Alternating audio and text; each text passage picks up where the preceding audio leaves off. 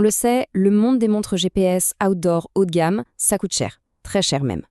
Mais attention, un nouveau challenger vient de débarquer et il a bien l'intention de tout bousculer. Et voilà, on est au cœur du sujet.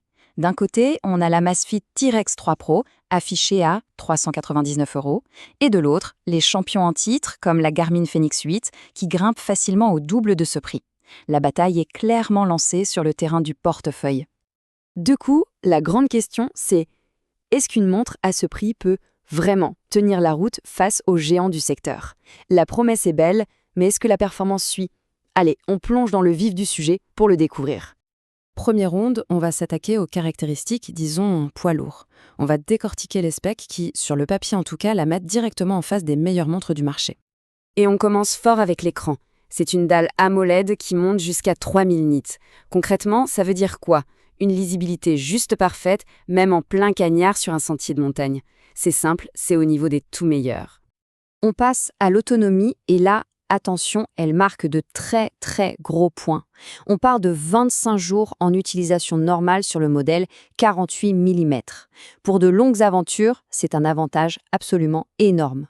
Et ça continue. Pour les expéditions où chaque pourcent de batterie compte, ce chiffre change complètement la donne. 4 dans 5 heures avec le GPS allumé en mode éco. C'est la tranquillité d'esprit assurée pour un trek de plusieurs jours ou en ultra-trail. Plus besoin de penser au chargeur. Et bien sûr, elle est taillée pour l'aventure. On parle de robustesse de niveau militaire. Elle est certifiée pour résister à des températures extrêmes, du grand froid au chaud intense. Et avec sa lunette en titane et son verre saphir, disons qu'elle est construite pour encaisser. Bon, avoir de belles spécifications sur le papier, c'est une chose. Mais si la précision n'est pas au rendez-vous sur le terrain, ça ne sert à rien. Alors, round 2, on met les capteurs à l'épreuve. Et les résultats des tests parlent d'eux-mêmes. Le GPS, qui est double bande et qui capte 6 constellations de satellites, il reste d'une précision redoutable partout, que ce soit sur une piste d'athlétisme, en parc ou même en ville où c'est souvent compliqué. L'écart est minime, c'est un vrai gage de fiabilité. Et le verdict est tout aussi bon pour le capteur de fréquence cardiaque, le BioTracker 6.0.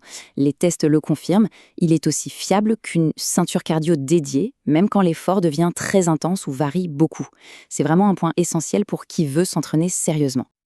Passons maintenant aux troisième ronde, les fameuses armes secrètes.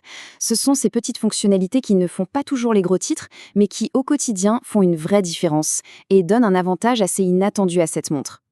Et parmi ces atouts, il y a du lourd. La lampe torche bicolore, par exemple. C'est un détail qui peut sembler anodin, mais qui est hyper pratique sur le terrain. Et surtout, le point qui change tout. La cartographie hors ligne, complète, détaillée et entièrement gratuite. C'est une économie énorme par rapport à la concurrence. Ok, on arrive au moment du verdict final. On a vu les specs, la performance, les petites fonctionnalités qui tuent. Maintenant, il est temps de mettre tout ça dans la balance, le pour et le contre, pour juger de son rapport qualité-prix. Alors voilà le tableau, sans filtre. Le truc à bien comprendre, c'est le compromis. D'un côté, on a un prix, une autonomie et un écran qui sont franchement imbattables. De l'autre, il faut accepter de faire une croix sur la connectivité 4G ou sur des fonctions de santé très poussées comme l'électrocardiogramme. Visuellement, cette comparaison est sans appel. Sur les critères clés pour l'outdoor comme l'autonomie ou les cartes, la T-Rex 3 Pro fait jeu égal et parfois même mieux que des concurrentes qui coûtent beaucoup, beaucoup plus cher. Sans grande surprise donc, la note du rapport qualité-prix frôle la perfection. 9,5 sur 10, ça confirme bien qu'on est face à un choix quasi incontournable pour qui cherche la performance sans vouloir casser sa tirelire. Pour résumer en une phrase, cette montre n'est pas juste une bonne alternative pas chère. Non, elle vient carrément jouer dans la cour des grands en s'approchant de manière assez bluffante des performances de modèles qui valent le double. Alors, au final, pour qui est-elle faite? Eh bien, si l'autonomie maximale, un GPS qui ne lâche jamais et des outils pratiques comme les cartes gratuites sont les priorités, le tout pour un budget maîtrisé, alors oui, c'est un choix extrêmement malin.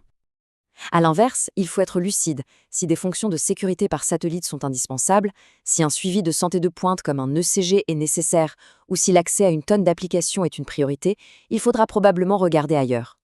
Et on termine avec une question qui fait réfléchir.